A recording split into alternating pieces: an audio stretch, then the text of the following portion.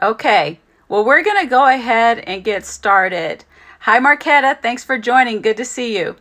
We're going to go ahead and get started. Before we get started today, I just actually wanted to do a couple of shout outs. Hey, Vincent, good to see you. I want to stop and say thank you to a few people who are really trying to help me right now because this is a new platform for me. And although I'm constantly talking to people and sharing, understanding and navigating this whole Instagram live is not always easy. So I want to say thank you to my daughter, Sabra. I want to say thank you to my sister, Sarah, my nephew, Jace, and a very dear family friend named Marquetta. They've actually been trying to school me, and I'm listening. So thank you so much because I want to bring my best self to everybody that joins each week. So with that said, I'm going to learn how to do more engagement and to say hello and to be able to interface with you and interact. So thank you so much.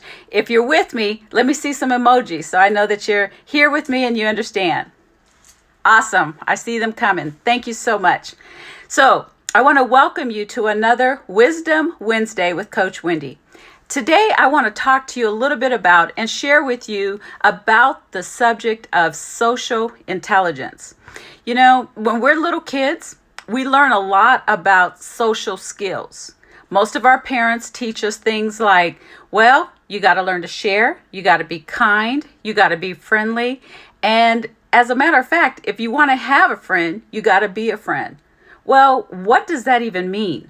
Oftentimes, we don't even understand what that means, and we're learning as we go. We pick up based on what some of our counterparts are doing, what the other kids are doing when we're little, and then we take those same skill sets throughout the rest of our lives. And so we have to understand that if we want to be good at social skills and understand how that relates to social intelligence, sometimes we have to step back a little bit and start learning some new tools and some new skills. So most of us that might be on this particular session have heard of emotional intelligence. How many of you have heard of emotional intelligence? A few years ago, there was a book that came out called Emotional Intelligence 2.0. And so in the workplace environment, a lot of people were reading that, and they started trying to incorporate a lot of those tools and skills, because it's considered a tool and a skill set, into their everyday lives. And recently, in recent years, we've been hearing a lot more about artificial intelligence, which the name in itself tells you exactly what it is. Artificial.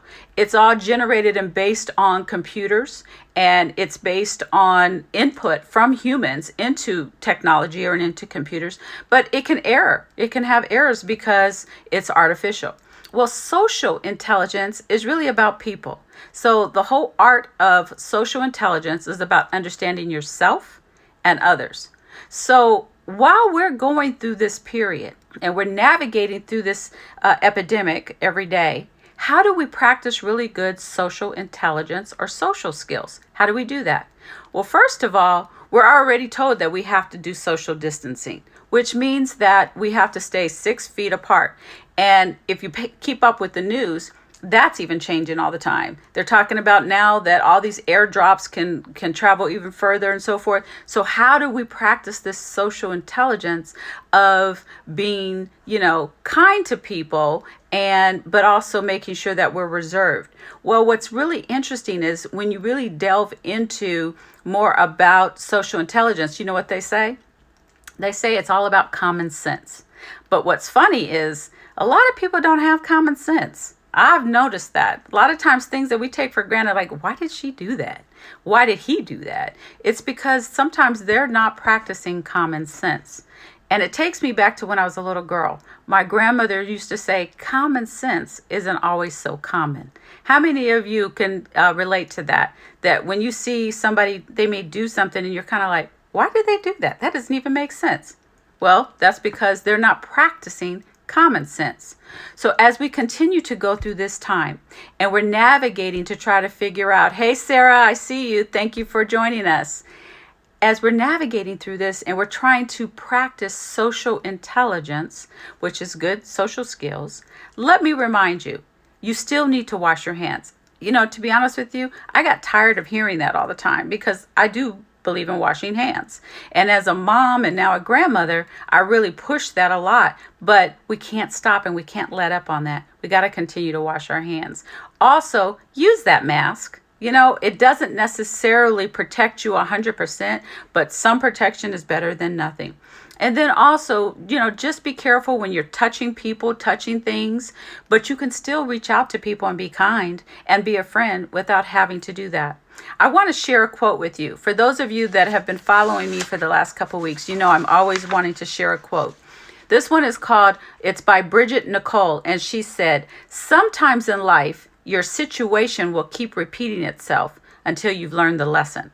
So the point that I want to make on that is we got to learn the lesson. We got to make sure that whatever we're supposed to be practicing right now, that we continue to do that.